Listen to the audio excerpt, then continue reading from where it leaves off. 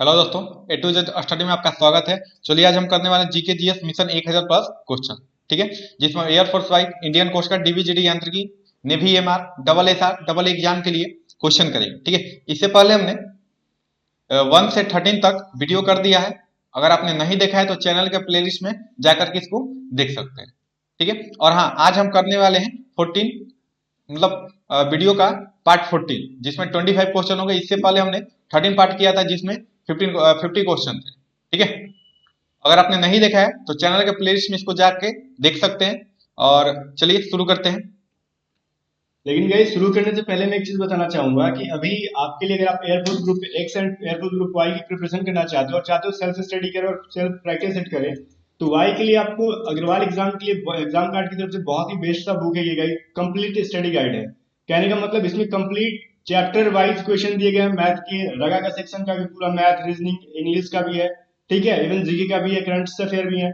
और गाइस इसमें क्या चीज है स्पेशल मैं दिखा रहा हूँ, कंप्लीट स्टडी गाइड के साथ साथ पूरे 9 जो है प्रीवियस ईयर के क्वेश्चन को सॉल्व किया गया है और 10 प्रैक्टिस सेट है और साथ में 3 ऑनलाइन मॉक टेस्ट भी आपको मिल जाता है इस बुक के अंदर। अगर हम इसके कंटेंट के बारे में बात कर लें वाई ग्रुप वाले की, तो इसमें क्या सबसे डिफरेंट आपको दिखता है, इंग्लिश में गाइस यहाँ से अगर पढ़ लेते हो तो ना तो वोकैब का कहीं और से बुक खरीदना है ना कुछ भी, कंप्लीट आपको पैरा मतलब प्रैक्टिस सेट भी इसमें दी गई है, इंग्लिश की चैप्टर्स भी दी गई है, ग्रामर के साथ साथ आपको वोकैब भी दे रखी है इसमें। यहाँ पे दिख रहा होगा नरेशन, वॉइस, यहाँ तक पीक्यूआरएस, हर चीज आपको पैसेज वगैरह सब कुछ इस बुक के अंदर मिल जाती है। ठीक है, और यही हम रीजनिंग की बात करें तो चैप्टर वाइज आपको रीजनिंग की भी सारी चीजें मिल जाएंगी आपको, हर एक चैप्टर वाइज किसी भी चैप्टर की रीजनिंग चाहते हो मिल जाएगी यहाँ पे। इसके अलावा कहीं और से प्रैक्टिस करने की जरूरत ही नहीं पड़ेगा। इवन मैथ का भी हर एक चैप्टर वाइज आपको क्वेश्चन मिल जाएगा, इतने क्वेश्चन को सॉल्व करो, 2 बार 3 बार करो, फिर आपका इजी हो जाएगा। मेरे पढ़ाने के बाद यहाँ मतलब प्रैक्टिस करते रहो, एग्जाम इजीली क्रैक कर लोगे। यहाँ पे सामान्य ज्ञान दिख रहा होगा, करंट अफेयर दिख रहा होगा। इसके अलावा हम लोग एक्स ग्रुप की अगर हम बात कर ले कि एक्स ग्रुप में क्या है भाई, तो ये एक्स ग्रुप की जो प्रैक्टिस सेट है 20 प्रैक्टिस सेट है, इसके साथ साथ पिछले 3 साल के प्रीवियस ईयर के क्वेश्चन सॉल्व किए गए हैं इसमें। ठीक है, ये 20 प्रैक्टिस सेट आप लोग लगाओगे, 3 साल के प्रीवियस ईयर के क्वेश्चन जो है सॉल्व किए गए हैं वो भी, ठीक है, वो आपके लिए भी है। और विद द सॉल्यूशन है, बहुत ही बेस्ट बुक है। और इसके साथ साथ 3 ऑनलाइन मॉक टेस्ट आपको मिल जाएगा, गूगल प्ले स्टोर पे एप्लीकेशन होगा, इसमें सब सारा इस बुक के अंदर इंस्ट्रक्शन दिया है किस तरीके से आपको यूज करना है। अगर आप चाहते हो उसको परचेज करना तो इस बुक दोनों बुक्स का लिंक का डिस्क्रिप्शन में मैंने दे दिया, ठीक है ना, डिस्क्रिप्शन में लिंक है, तो आप जाके जरूर परचेज करना है इसको अगर आप चाहते हो कि 100% सिलेक्शन लेना ही है इस बार एयरफोर्स एक्स या वाई ग्रुप में। ठीक है, चलो हम क्लासेस को कंटिन्यू कर लेते हैं। चलिए आज का हमारा पहला क्वेश्चन है ना, कि मर्डेका कप का संबंध किस खेल से है।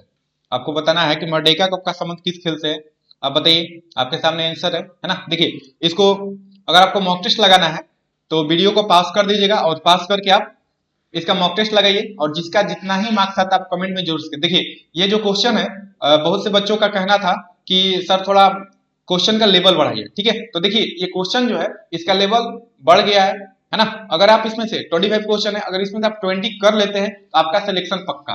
ठीक है, तो इसलिए मैं बोलूंगा कि इसको पॉज करके आप इसको मॉक टेस्ट लगाइए, और जिसका जितना मार्क्स आता है आप कमेंट में जरूर शेयर कीजिए। ठीक है, तो बताइए इसका जो आंसर होगा क्या होगा। मर्डेका कप का संबंध किस खेल से है, तो देखिए मर्डेका कप जो है इसका संबंध है ना, इसका संबंध है फुटबॉल से। ऑप्शन बी हमारा सही आंसर होगा।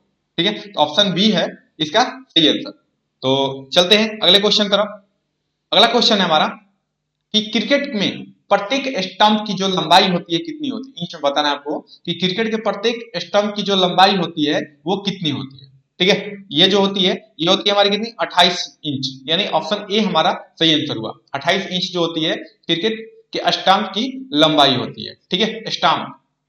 अब देखिए, अगर बात करेगा कि कब से संबंधित, कौन सा कब किससे संबंधित है, तो इसके लिए एक अलग से हम वीडियो लेकर के आएंगे। ठीक है, कि जैसे आपका हो गया संतोष ट्रॉफी हो गया, या फिर बहुत से आता है टेबल टेनिस से कौन सा संबंधित है कप, या फिर जो भी है, इसके लिए एक अलग से वीडियो लेकर के आएंगे। ठीक है, बहुत ही जल्द लेकर आने वाले। और हाँ, आपके लिए जो 1-2 दिन में डे से संबंधित क्वेश्चन लेकर के आएंगे, है ना, मतलब किस तारीख को कौन सा डे मनाया जाता है, इससे संबंधित क्वेश्चन लेकर आने वाले हैं। तो चलिए अगला क्वेश्चन हमारा, पहली एशियाई जो खेल का आयोजन किया गया था वो कहाँ किया गया था। देखिए, पहली एशियाई खेल का आयोजन जो किया गया था वो कहाँ किया गया था, ये किया गया था आपका दिल्ली में, नई दिल्ली, है ना, नई दिल्ली में किया गया था। और कब किया गया था, ये किया गया था 1951 में पहली बार एशियाई खेल का आयोजन किया गया था नई दिल्ली। देखिए एग्जाम में ज्यादातर क्वेश्चन इस सबसे पूछा जाता है।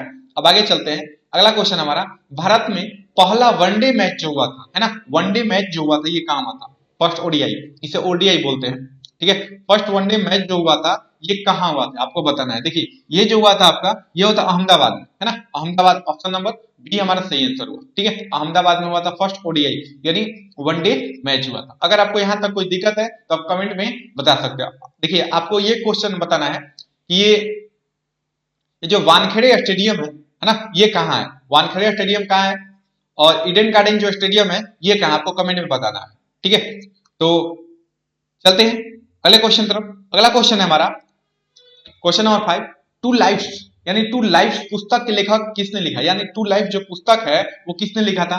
आपके सामने आंसर है, आप बताइए इसका जो सही आंसर होगा वो क्या होगा। देखिए टू लाइफ जो पुस्तक है वो किसने लिखा था, ये लिखा था विक्रम सेठ ने, यानी ऑप्शन हमारा सी, जिनका ऑप्शन सी है उनका सही आंसर हुआ, ऑप्शन सी जो है ये विक्रम सेठ ने लिखा था टू लाइफ्स पुस्तक लिखा था विक्रम सेठ ने, ठीक है। अब आगे चलते हैं, अगला क्वेश्चन हमारा सार्क देशों में सबसे घनी आबादी, यानी सार्क से संबंधित ये क्वेश्चन है। इस सार्क में जितने भी देश आते हैं उनमें सबसे ज्यादा घनी आबादी वाला जो देश है वो कौन सा है ना, क्वेश्चन का यही मतलब है, घनी आबादी वाला जो देश है वो कौन सा है बताइए। देखिए घनी आबादी वाला जो देश है वो कौन सा, ऑप्शन ए हमारा जो सही है, ऑप्शन ए जो है वो सही हुआ, क्योंकि ये बांग्लादेश जो है सार्क देश में आता है, ठीक है, सार्क देश में, और यहाँ पे सबसे अधिक घना आबादी है, यानी आबादी जो होता है, आबादी जो है बहुत ही घन, ठीक है, घनी आबादी यहाँ पे, इसलिए हमारा सही आंसर हुआ बांग्लादेश, ऑप्शन ए। अब आगे चलते हैं, आप बताइएगा कि विश्व की सबसे अधिक जनसंख्या वाली देश कौन सी है, ठीक है, और हाँ भारत का स्थान उसमें कौन सा है ये बताना है आपको। तो चलते हैं आगे, अगला क्वेश्चन हमारा कि परमाणु प्रसार संधि कब लागू हुआ, परमाणु अप्रसार जो संधि है ये कब हुआ था आपको ये बताना है। देखिए परमाणु अप्रसार जो संधि है ये देखिए ज्यादातर एग्जाम में आजकल पूछे जा रहे हैं, मतलब इसी टाइप के क्वेश्चन, ठीक है। तो ये जो परमाणु अप्रसार हुआ था ये हुआ था 1970 में, ठीक है, 1970 में हुआ था। तो ऑप्शन बी हमारा सही आंसर हुआ। आगे चलते हैं, अगला क्वेश्चन है निम्नलिखित में से कौन सा 5 संस्था का विश्व बैंक समूह है, ठीक है, यानी ये बताना है आपको which of the following in the world bank group of, है ना, ग्रुप 5 ऑफ इंस्टीट्यूशन, यानी 5 समूह बताना है, तो कौन सा है वो है हमारा आईडीए, है ना, आईडीए। अब देख लीजिए आईडीए का जो फुल फॉर्म होता है वो क्या होता है, ये होता है इंटरनेशनल डेवलपमेंट, है ना, development association, international development association होता है आईडीए का फुल फॉर्म, ठीक है। तो आगे चलते हैं, अगला क्वेश्चन हमारा कि संयुक्त राष्ट्र महासभा में संयुक्त राष्ट्र औद्योगिक विकास संगठन की स्थापना कब की गई, यानी जो संयुक्त राष्ट्र महासभा है इसमें संयुक्त राष्ट्र औद्योगिक विकास संगठन की स्थापना जो है कब की गई थी, ये किया गया था आपको कब, आप बताइए इसका जो सही आंसर हुआ वो क्या हुआ। देखिए इसका जो सही आंसर हुआ ऑप्शन बी हमारा सही आंसर हुआ 1966 में, ठीक है, 1966 में हुआ था, ऑप्शन बी सही हुआ। ये कब किया था, औद्योगिक जो विकास है इस संगठन का स्थापना किया गया था 1966 में। अब आगे चलते हैं, अगला क्वेश्चन हमारा कितने देशों का प्रतिनिधित्व राष्ट्रों ने किया। देखिए ये क्वेश्चन जो है थोड़ा गलत टाइप हो गया तो इसको छोड़ देते हैं, आगे चलते हैं। अगला क्वेश्चन हमारा पौधों में वाष्पोत्सर्जन किस भाग में होता है, यानी पौधा में जो वाष्पोत्सर्जन होता है, वाष्पीकरण जो होता है उसका वो किस भाग में होता है। अब ये तो लगभग सभी लोग जानते हो किसमें होता है, ये होता है पत्ता में होता है ना, ऑप्शन सी हमारा सही आंसर हुआ, पत्ती में होता है। अब देख लीजिए पत्ती में ये पत्ता जो है किसी कारण वाष्पोत्सर्जन करता है, तो आप लोग देखे होंगे कि पत्ती जो होता है, पत्ती में एक छोटा छोटा छिद्र होता है, ठीक है, छिद्र होता है, और उस छिद्र को हम स्टोमाटा या रंध्र बोलते हैं, ठीक है, और उसी के द्वारा क्या करता है पौधा जो है वाष्पोत्सर्जन, यानी पौधे में वाष्पोत्सर्जन होता है इसी के माध्यम से, इसलिए हमारा जो सही आंसर हुआ ऑप्शन सी पत्ती के द्वारा, ठीक है। अब आगे है मानव रक्त में उपस्थित यूरिन की जो सामान्य मात्रा होती है वो कितनी होती है, मानव रक्त में जो यूरिया होता है ना, यूरिया का सामान्य मात्रा कितनी होती है ये आपको बताना है। तो देखिए ये जो है हमारा ये ऑप्शन बी सही है, सही आंसर हुआ 20, है ना, 20 mg जो है ये यूरिया का मात्रा सामान्य मात्रा होता है, ठीक है। तो चलते हैं आगे, अगला क्वेश्चन हमारा शोषण क्रिया के दौरान कितने प्रतिशत, है ना, शोषण क्रिया के दौरान कितने प्रतिशत ऊर्जा ताप के रूप में निष्कासित की जाती है आपको बताना है। जब हम शोषण करते हैं या जब हम सांस लेते हैं तो उस समय कितने प्रतिशत ऊर्जा का हम निष्कासित करते हैं, यानी बाहर निकालते हैं, ये आपको बताना है।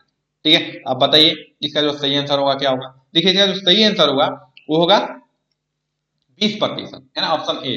20% ऊर्जा यानी क्या करते हैं, ताप का हम निष्कासित करते हैं। ऑप्शन ए हमारा सही आंसर हुआ इसका। ठीक है, तो चलते हैं आगे।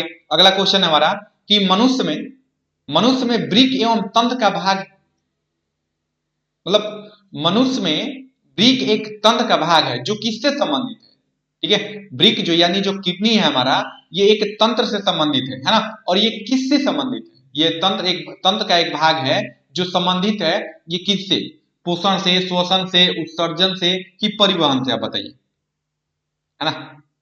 देखिए ये जो संबंधित है, ये आपका संबंधित है किससे, ये है उत्सर्जन से, यानी उत्सर्जन करता है। ऑप्शन सी हमारा सही आंसर होगा। ठीक है, किडनी जो क्या है, उत्सर्जन करता है। मनुष्य में वृक्क एक तंत्र का भाग है जो किससे संबंधित है, तो उत्सर्जन करता है ना।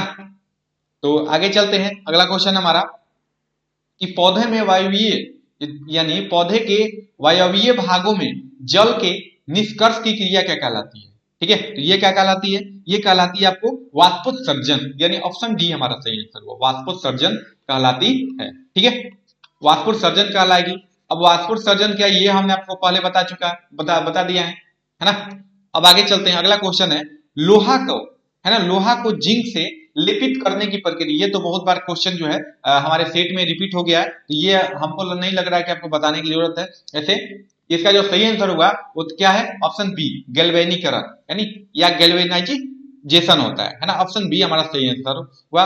लोहे पर जिंक की परत चढ़ाने की क्रिया को हम क्या कहते हैं, गैल्वेनाइजेशन। ठीक है, यानी गैल्वेनीकरण होता है। ठीक है, अब आगे चलते हैं, अगला क्वेश्चन है सिल्वर क्लोराइड का जो रंग होता है वो कैसा होता है, ये आपको बताना है। सिल्वर क्लोराइड का जो रंग होगा ये कैसा होगा, श्वेत, पीला, हरा, काला, आप बताइए। इसका जो रंग होता है ये होता है श्वेत होता है। ऑप्शन ए हमारा जो होगा सही आंसर होगा।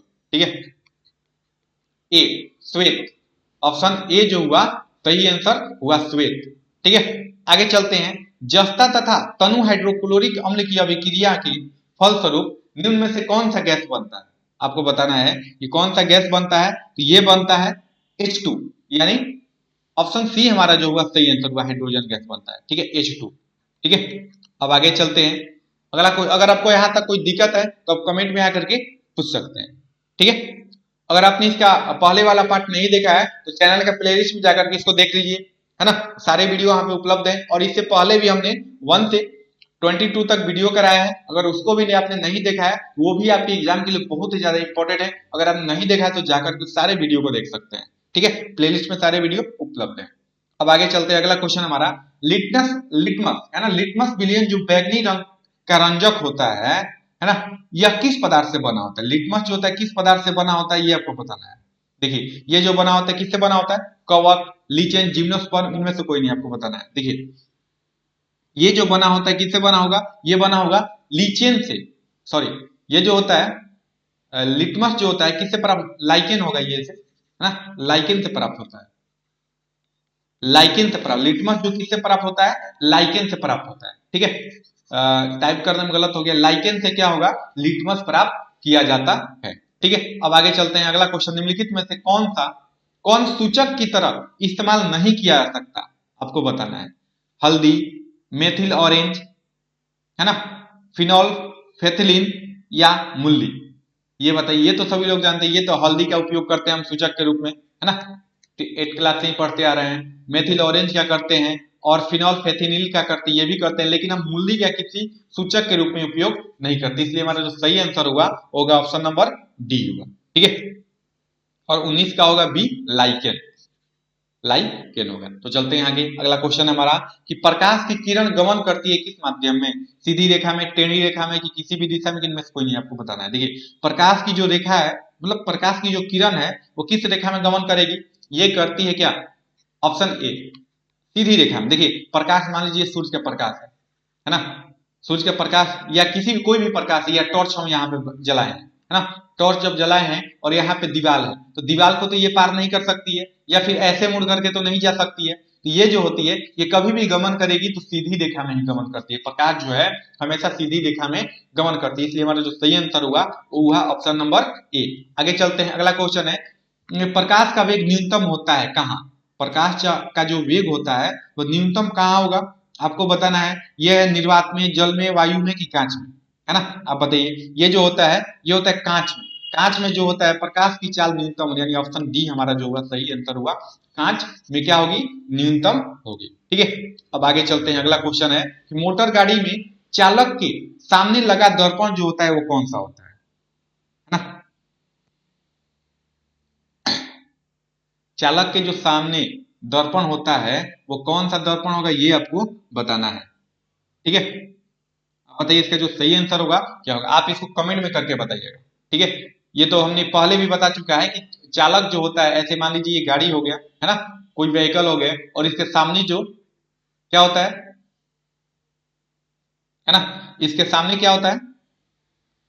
ये आईना है। ठीक है, और इस आईने में ये आईना जो होता है किस दर्पण का बना होता है ये आपको कमेंट में करके बताना है। ठीक है, आप बताइए क्या होगा। अब आगे है अगला क्वेश्चन हमारा कि मोटर कार के हेडलाइट में किसका प्रयोग किया जाए, यानी जो हेडलाइट होता है उसमें किसका प्रयोग करेंगे ये आपको बताना है। तो देखिए इसमें हम किसका प्रयोग करेंगे, इसमें करेंगे अवतल दर्पण का प्रयोग किया जाता है। ठीक है, अवतल दर्पण का हेडलाइट में हम प्रयोग करते हैं, इसलिए हमारा सही आंसर हुआ ऑप्शन नंबर सी। ये आपको बताना है कमेंट में करके। ठीक है, अगर आप नहीं बताइएगा तो कल आपको बता देंगे इसको। ठीक है, अब आगे चलते हैं। अगला क्वेश्चन है हमारा आज का लास्ट क्वेश्चन कि समतल दर्पण द्वारा बना प्रतिबिंब जो होता है ये किस प्रकार का होता है? ठीक है, जो समतल दर्पण द्वारा प्रतिबिंब बनाया जाता है ये मुख्य रूप से किस प्रकार का होता है? तो ये जो होगा ये हमारा होगा काल्पनिक होता है। ऑप्शन बी हमारा जो होगा सही आंसर हुआ। ठीक है, काल्पनिक होता है, ऑप्शन बी हमारा जो है सही आंसर है। ठीक है, अगर आपको यहाँ तक कोई दिक्कत है तो आप कमेंट में आकर के पूछ सकते हैं, और हाँ अगर आपको वीडियो पसंद आए तो आप लाइक और इसको शेयर कीजिए। ठीक है, आज के लिए बस इतना ही। आज हम के 25 क्वेश्चन, जिसका जितना मार्क्स आ रहा है आप कमेंट में जरूर शेयर कीजिएगा, और इसको ज्यादा से ज्यादा लाइक और शेयर कीजिएगा। ठीक है, आज के लिए बस इतना ही, फिर आगे कल मिलते हैं 25 क्वेश्चन के साथ। तब तक के लिए